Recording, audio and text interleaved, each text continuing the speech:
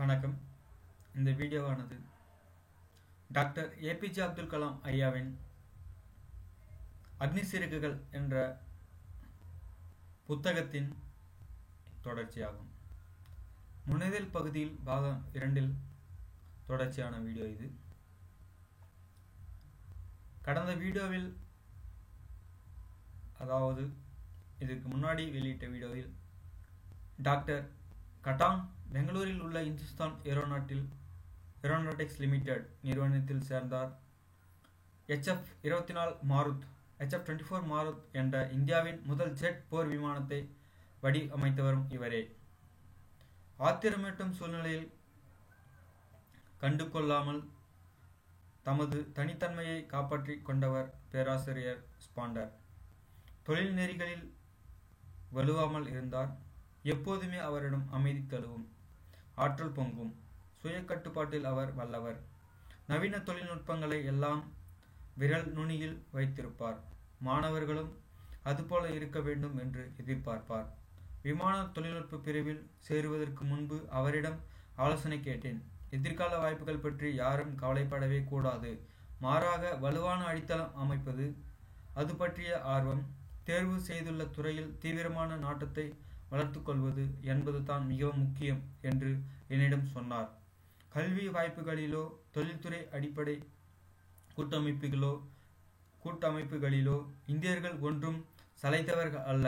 ஆனால் தேவையான துறைகளை எப்படி பாகுபடுத்தி தேர்வு செய்வது, அந்த அடிப்படையில் ஒன்றை தேர்வு செய்வது என்பதில் அவர்கள் கோட்டை விட்டு விடுவதுதான் பிரச்சனை என்று பேராசிரியர் ஸ்பாண்டர் சொல்வதுண்டு. எதற்காக விமான பொறியியல், எலக்ட்ரிக்கல் இன்ஜினியரிங் ஏன் படிக்கக்கூடாது, மெக்கானிக்கல் இன்ஜினியரிங் படித்தால் என்ன என்றெல்லாம் யோசிப்பதில்லை. விசேஷ பயிற்சி பெற்று அதில் நிபுணர் ஆவதற்காக ஒரு பிரிவை தேர்ந்தெடுக்கும் போது தங்களுடைய உள்ளார்ந்த உணர்வுகளுக்கும் லட்சியங்களுக்கும் அது சரிப்பட்டு வருமா என்பதைத்தான் முக்கியமாக கவனித்து ஒவ்வொருவரும் முடிவு செய்ய வேண்டும். இதை நான் நடைமுறை அனுபவம் பெறாத அனைத்து பொறியியல் மாணவர்களுக்கும் சொல்லிக்கொள்ள விரும்புகிறேன். விமான கட்டமைப்பை வடிவமைப்பதையும் ஏரோஸ்ட்ரக்சர் டிசைன் அதன் பகுப்பாய்வையும் பேராசிரியர் KAV பண்டலை எனக்கு கற்பித்தார். உற்சாகம் பொங்கும், தோழமையான ஆர்வத்துடிப்பான ஆசிரியர் அவர். ஒவ்வொரு வருடமும் போதனை திட்டத்தில் புது புது அணுகுமுறைகளை அறிமுகப்படுத்துவார். கட்டமைப்பு பொறியியல், ஸ்ட்ரக்சரல் இன்ஜினியரிங் ரகசியங்களை எங்களுக்கு வெளிப்படுத்தி காட்டியவர் அவர்தான். அவரிடம் கற்றுக்கொண்ட மாணவர்கள் இன்றைய கூட மேதாவிலாச நேர்மையிலும் அறிவாற்றலிலும் அவர் உயர்ந்தவர் என்பதை ஒப்புக்கொள்வார்கள். அடாவடித்தனத்தின் சாயலை கூட அவரிடம் காண முடியாது. வகுப்பறையில் அவர் பாடம் நடத்தும் போது சில கட்டங்களில் அவரோடு முரண்பட்டு பேச மாணவர்கள் தயங்கவே மாட்டார்கள். பேராசிரியர் நரசிங் ராவ் ஒரு கணித வல்லுனர். அவர் பாட ரீதியிலான காற்றிக்க அறிவியலை, தியரிட்டிக்கல் ஏரோடைனமிக்ஸ் எங்களுக்கு கற்றுக் கொடுத்தார். திரவ இயக்க அறிவியல், ஃப்ளூயிட் டைனமிக்ஸ் பற்றி அவர் பாடம் நடத்தும் பாங்கு இன்னமும் என் நினைவில் நிற்கிறது. அவருடைய வகுப்புக்கு சென்று பிறகுதான் இயற்பியலின் கணித அடிப்படையிலான மாறுபாடுகளை நான் ஆர்வத்துடன் படிக்க ஆரம்பித்தேன். ஒரு மருத்துவர் போல அறுவை சிகிச்சை கத்தியை எடுத்துக்கொண்டு விமான வடிவமைப்பை ஆய்வுக்கூடத்திற்கு நான் வருவதாக விமர்சிப்பார்கள். ஒரு வேளை பேராசிரியர் ராவை போல நான் இருக்காவிட்டால் காற்று இயக்கம் பற்றி சமன்பாடுகளுக்கு ஆதாரங்களை தேடி அலையும் தாகம் எனக்கு ஏற்பட்டிருக்காது. விமான வடிவமைப்பு அறிவியல் என்பது ஒரு வசீகரமான பாடம். சுதந்திரத்திற்கான முழுமையே இதற்குள் அடங்கியுள்ளது. விடுதலை, தப்பித்தல், நகர்தல், இயக்கம், சறுக்குதல், ஓட்டம், இந்த ஒவ்வொன்றுக்கும் இடையே உள்ள பெரும் வேறுபாடுகள் தான் இந்த அறிவியலின் இரகசியங்கள். என்னுடைய ஆசிரியர்கள் இந்த உண்மைகளை எனக்கு விளங்க வைத்தார்கள். அவர்களின் இடைவிடாத போதனை எனக்குள் இதை பற்றி ஒரு பிரமிப்பை உண்டாக்கியது. அவர்களின் புத்தி கூர்மை, தெளிவான சிந்தனை, நேர்த்தியில் நாட்டம் இவையெல்லாம் எனது ஆழமான கல்வி வேட்கையை கிளறிவிட்டது. சுருங்கும் தன்மையுள்ள பொருள்களுக்குள் ஏற்படும் இயக்கம், அதிர்வுகளும் அதிர்வலைகளும் உருவாகும் விதம், செயற்கையாக வேகத்தை அதிகரிக்கும் போது ஏற்படும் பிரிவுகள், அதிர்வுகள், நிறுத்தம், அதிர்வினால் உருவாகும் பின்தள்ளும் உந்துவிசை போன்ற பல நுட்பங்களை எல்லாம் கற்றுக்கொள்ளும் ஆர்வம் பொங்கியது. இப்படிப்பட்ட எண்ணங்கள் எல்லாம் மனதில் ஒன்று திரண்டன. பல்வேறு விமானங்களின் கட்டமைப்பு தொடர்பான அம்சங்களில் அதிகமான அர்த்தங்கள் பொதிந்திருப்பதாக தோன்ற ஆரம்பித்தன. வெவ்வேறு துறையில் நிபுணர்களான 3 ஆசிரியர்களும் எனக்கு முழுமையான விஷய ஞானத்தை வழங்கினார்கள். 3வது 4வது வருடம் MITயில் எனக்கு புது வடிவம் உருவான முக்கியமான காலகட்டம். என் வாழ்க்கையின் பிற்பகுதியில் பெரும் தாக்கத்தை உருவாக்குவதற்கு அடித்தளம் இட்டதும் இதே காலகட்டம்தான். புதிய அரசியல் சூழ்நிலையில் தொழில்துறையில் வெகு வேகமான முன்னேற்றம் ஏற்பட்டது. எனது கடவுள் நம்பிக்கை அறிவியல் அடிப்படையிலான சிந்தனைக்கு சரிப்பட்டு வருமா என்பதை நான் பரிசித்து பார்க்க வேண்டிய கட்டம் வந்தது. மெய்ஞானமும் விஞ்ஞானமும் ஒன்றுக்கு ஒன்று முரண்பட்டதல்ல என்பது பொதுவான கருத்து. அறிவியல் பூர்வமான அணுகுமுறை மட்டுமே ஞானம் பெறுவதற்கான ஒரே அணுகுமுறை என்பதே ஏற்றுக்கொள்ளப்பட்ட கருத்தாக இருந்தது. அப்படியானால் கண்ணால் பார்க்க முடியும் விஷயங்கள் மட்டும்தான் இறுதியான உண்மை. ஆன்மீகம் என்பது அப்படி இல்லையோ என்று ஆச்சரியம் எழுந்தது. வாழ்க்கை நெறிமுறை என்பது வேறு ஒன்றோடு தொடர்புபடுத்தி பார்க்கப்படும் விஷயம்தானா? ஞானம் பெறுவதும் உண்மையை அடைவதும் சிந்திப்பதன் மூலம் மட்டும் தான் சாத்தியப்படுமா? இந்த கேள்விகள் எல்லாம் என்னை ஆச்சரியத்தில் ஆழ்த்தி என் ஆன்மீக தேடலையும் அறிவியல் நம்பிக்கைகளையும் கேள்விக்குறி ஆக்கின. நான் இறை நம்பிக்கை உணர்வுகளுடன் வளர்க்கப்பட்டவன். பொருள் சார்ந்த உலகத்திற்கு அப்பாற்பட்ட ஆன்மீக வாழ்க்கையில்தான் உண்மை அடங்கியிருக்கிறது என்று போதனையில் வளர்ந்தவன். நான் உள்ளார்ந்த அனுபவத்தின் மூலமே அந்த ஞானத்தை பெற முடியும் என்ற நம்பிக்கை கொண்டவன். நான் என்னுடைய பாடத்திட்டம் முடிந்ததும் தாழ்வாக பறந்து தாக்கும் ஒரு போர் விமானத்தை வடிவமைக்கும் திட்டப்பணியை நானும் மற்ற 4 சக மாணவர்களும் கூட்டமாக முடிக்க வேண்டும் என்ற பொறுப்பு கொடுத்தார்கள். ஏரோடைனமிக் டிசைன் வரையும் பொறுப்பை நான் எடுத்துக்கொண்டேன். எனது குழுவினர் ஒவ்வொருவரும் மற்ற பொறுப்புகளை பங்கிட்டு கொண்டார்கள். அப்போது MITயின் இயக்குநராக இருந்த பேராசிரியர் சீனிவாசன் தான் எனக்கு வடிவமைப்பு ஆசிரியர்.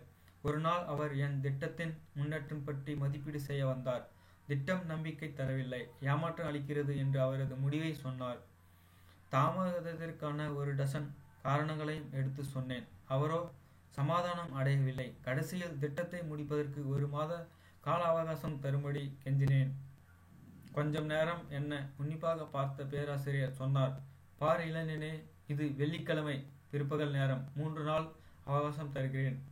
திங்கட்கிழமை காலைக்குள் என்னிடம் கான்ஃபிகரேஷன் வரைபடம், விமானத்தின் அனைத்து அம்சங்களும் விவரித்து காட்டும் வரைபடம் வரவிட்டால் உங்களுடைய உதவித்தொகை நிறுத்தப்படும். நான் வாயெடுத்து போனேன். எனது உயிரோட்டமே அந்த உதவித்தொகைத்தான். அதை வாபஸ் வாங்கி விட்டார்கள் என்றால் நான் நிராதராகி விடுவேன். குறிப்பிட்ட கெடுவுக்குள் திட்டத்தை முடிப்பதை தவிர வேறு எந்த வழியும் எனக்கு தெரியவில்லை. அன்று இரவு முழுவதும் வரைபலகை முன் உட்கார்ந்திருந்தேன். இரவு உணவை துறந்தேன். அடுத்த நாள் காலை 1 மணி நேர இடைவெளியில் என்னை சுறுசுறுப்பாக்கி கொண்டு கொஞ்சம் சாப்பிட்டுவிட்டு மறுபடியும் வேலையில் இறங்கினேன். ஞாயிற்றன்று காலை நேரம். என் வேலை கிட்டத்தட்ட முடியும் நிலை. வேறு யாரோ அறைக்கு வந்தது போல் ஒரு உணர்வு. பேராசிரியர் சீனிவாசன் தொலைவில் இருந்து என்னை கவனித்துக் கொண்டிருந்தார். ஜிம்கானா கிளப்பில் இருந்து நேரடியாக வந்திருந்தால் டென்னிஸ் உடையில் இருந்தார். என் வேலையின் முன்னேற்றத்தை பார்ப்பதற்காக அறைக்குள் நுழைந்தார். என் வேலையை ஆராய்ந்த பிறகு பாசத்துடன் என்னை கட்டி தழுவிக்கொண்டு முதுகில் தட்டி கொடுத்து பாராட்டினார். உங்களை ஒரு நெருக்கடியான மன உளைச்சலுக்கு ஆளாகிவிட்டேன் என்பது எனக்கு தெரியும். சாத்தியமல்லாத கெடுவுக்கள் வேலையை முடிக்க வேண்டும் என்று சொல்லி இருந்தேன். மன இறுக்கத்திற்கு இடையேயும் இவ்வளவு கச்சிதமாக முடிப்பீர்கள் என்று நான் எதிர்பார்க்கவே இல்லை என்று புகழ்ந்தார். எனது திட்டப்பணியின் எஞ்சிய காலத்தில் MIT தமிழ் சங்கம் ஏற்பாடு செய்திருந்த ஒரு கட்டுரை போட்டியில் கலந்து கொண்டேன். எனது தாய்மொழி தமிழின் தொன்மையில் பெருமிதப்படுகிறேன். இராமாயண காலத்திற்கு முந்தைய அகத்தியர் முனிவர் காலத்திலேயே தமிழ் செழித்திருந்தது. கிறிஸ்துவ பிறப்பிற்கு 5 நூற்றாண்டுகளுக்கு முன்பே அதன் இலக்கியங்கள் பிறந்திருந்தன. இலக்கண மேதைகளும் புலவர்களும் தமிழ் செம்மைப்படுத்தி இருக்கிறார்கள் என்று சொல்லப்படுகிறது. அதன் தெள்ளத்தெளிவான தத்துவ நெறி உலகமெங்கும் போற்றப்படுகிறது. இந்த அருமையான மொழிக்கு அறிவியல் அந்நியப்பட்டு விடக்கூடாது என்பதில் நான் குறியாய் இருந்தேன். நமது சொந்த விமானத்தை நாமே உருவாக்குவோம் என்ற கட்டுரையை தமிழில் எழுதினேன். அதற்கு அபார வரவேற்பு. போட்டியில் முதற் பரிசை வென்றேன். ஆனந்த விகடன் ஆசிரியர் தேவன் எனக்கு முதற் பரிசு வழங்கினார். MIT வாழ்க்கையில் என் மனதில் ஆழமாய் பதித்த ஒரு சம்பவம். பேராசிரியர் ஸ்பாண்டர் சம்பந்தப்பட்டது. அது எங்களின் பிரிவு உபசார நிகழ்ச்சியின் ஒரு அம்சமாக மாணவர் குழுவினரோடு புகைப்படம் எடுத்து கொள்ள தயாராக இருந்தோம். பட்டப்படிப்பு முடிந்த மாணவர்கள் அனைவரும் 3 வரிசையாக நின்றிருந்தோம். பேராசிரியர்கள் முதல் வரிசையில் அமர்ந்திருந்தார்கள். சடார் என்று பேராசிரியர் ஸ்பாண்டர் எழுந்து என்னை தேடினார். நான் 3வது வரிசையில் நின்று கொண்டிருந்தேன். இங்கு வந்து என்னுடன் முதல் வரிசையில் உட்காருங்கள் என்றார். அவரின் அழைப்பு என்னை ஆச்சரியத்தில் ஆழ்த்தியது. என்னுடைய தலை சிறந்த மாணவன் நீங்கள். எதிர்காலத்தில் உங்களுடைய ஆசிரியர்களுக்கு புகழ் சேர்ப்பதற்கு கடும் உழைப்பு உங்களுக்கு துணை நிற்கும். அந்த பாராட்டில் தர்ம சங்கடப்பட்டாலும் அந்த அங்கீகாரத்தால் பெருமை அடைந்து பேராசிரியர் ஸ்பாண்டருடன் பக்கத்தில் உட்கார்ந்து கொண்டேன். கடவுள் உங்களுடைய நம்பிக்கையாகவும் ஜீவனாகவும் வழிகாட்டியாகவும் இருந்து உங்களுடைய எதிர்காலத்தை நோக்கிய பயணத்தின் ஒவ்வொரு அடியிலும் ஒளி வழங்கட்டும் என்று உள்முக போர்வை கொண்ட அந்த மேதை எனக்கு ஆசி வழங்கினார். இந்துஸ்தான் ஏரோநாட்டிக்ஸ் லிமிடெட் நிறுவனத்தில் பயிற்சி பெறுவதற்காக MITயில் இருந்து பெங்களூர் சென்றேன். அங்கு ஒரு குழுவோடு சேர்ந்து என்ஜினை அக்கு வேற ஆணி வேறாக பிரித்து போட்டு சரி செய்யும் வேலையில் ஓவராலில் ஈடுபட்டேன். விமான என்ஜினை கைகளால் தொட்டு துளாவி கலட்டி மாட்டியதில் நிறைய கற்றுக்கொள்ள முடிந்தது. வகுப்பறையில் கற்றுக்கொண்ட கோட்பாட்டை கண்ணெதிரே செயல்படுத்தி பார்க்கும் அனுபவம் புதுமை பொங்கும் அற்புதம். ஊர் பேர் தெரியாதவர்கள் நிறைந்த கூட்டத்தில் எதிர்பாராத விதமாக தென்பட்ட பழைய தோழனை தேடி ஓடுவதை போன்ற பரவசம் அது. பெங்களூரில் உள்ள இந்துஸ்தான் ஏரோநாட்டிக்ஸ் லிமிடெட் தொழிற்சாலையில் பிஸ்டன் என்ஜினையும் டர்பன் என்ஜினையும் ஓவராலிங் செய்தேன். வாயு இயக்கத்தின் கேஸ் டைனமிக்ஸ் சிக்கலான அம்சங்கள், அது பரவும் விதம், எரிந்த பின் அதன் செயல்பாடு போன்றவற்றை நுட்பமாக கவனித்தேன். ரேடியல் என்ஜின் செயல்பாட்டு முறையிலும் நான் பயிற்சி பெற்றேன். கிராங்க் சாஃப்ட் செயல்பாட்டில் ஏற்படும் தேய்மான குறைப்பது எப்படி என்பதை கற்றுக்கொண்டேன். அதிக சக்தி ஊட்டப்பட்டு என்ஜினில் நிலையான ஃபேன் ஒன்று சுற்றும்போது என்னென்ன மாற்றங்கள் ஏற்படும் என்று வரையறுத்தேன். பிரஷர் கண்ட்ரோல் சிஸ்டம், வேகத்தை அதிகப்படுத்தும் மற்றும் கட்டுப்படுத்தும் சாதனங்களை கையாண்டு அவை பற்றி தெளிவாக அறிந்து கொண்டேன். விமானத்தை பறக்க வைக்கும் ப்ரொப்பலர் என்ஜின் மற்றும் அது தொடர்பான விஷயங்கள் எல்லாமே சுவாரஸ்யமானவை. ப்ரொப்பலர் பிளேடுகளின் நுணுக்கமான தன்மைகள் பற்றி இந்துஸ்தான் ஏரோநாட்டிக்ஸ் நிறுவனத்தின் தொழில்நுட்ப உதவியாளர் எனக்கு விளக்கி சொன்னது இன்னும் கூட நினைவுக்கு வருகிறது. அவர்கள் எல்லா பெரிய பல்கலைக்கழகங்களில் படித்தவர்களும் அல்ல. தங்களின் மேலதிகாரியான என்ஜினியர் சொல்வதை மட்டும் அடிப்படை நடைமுறைப்படுத்தியவர்களும் அல்ல. வருடக்கணக்காக அவர்களின் கைகள் அந்த நுட்பத்திலேயே லாவகமாக சுழன்று நர்த்தனம் புரிவதால் ஏதோ ஒரு உள்ளார்ந்த உத்வேகம் போன்ற சக்தி படைத்தவர்கள் அவர்கள். HALல் பயிற்சி முடிந்து MITயில் இருந்து விமான பொறியியல் பட்டதாரியாக நான் வெளியே வந்த போது எனக்கு 2 வித வேலைவாய்ப்புகள் காத்திருந்தன. இந்த 2மே வானவீதியில் சிறகடிப்பது என்ற எனது நீண்ட கால கனவை நினைவாக்கக்கூடியவை. ஒரு வாய்ப்பு விமானப்படையில், அடுத்தது பாதுகாப்பு அமைச்சகத்தின் தொழில்நுட்ப வளர்ச்சி மற்றும் உற்பத்தி விமானம் இயக்குநரகத்தில் director of technical development and production air DTD&P air வேலை. 2 வேலைகளுக்கும் விண்ணப்பித்தேன். ஏறக்குறைய ஒரே சமயத்தில் 2 இடங்களிலிருந்தும் நேர்முக தேர்வு வரும்படி அழைத்திருந்தார்கள். விமானப்படையை தேர்வாணையம் என்னை டேராடூனுக்கு வர சொல்லி இருந்தது. பாதுகாப்பு அமைச்சகத்தின் DTD&P ஏர் பிரிவில் இருந்து தில்லிக்கு வரும்படி அழைப்பு இருந்தார்கள். கொரமண்டல் கடற்கரையை சேர்ந்த இந்த பையன் வடதிசை நோக்கி ரயிலில் புறப்பட்டான். நான் போக வேண்டிய இடம் 2000 கிலோமீட்டர் தொலைவுக்கு அப்பால் இருந்தது. என்னுடைய தாய் திருநாட்டின் விசாலமான பூமியை நான் எதிர்கொள்ளும் முதல் அனுபவம் அது.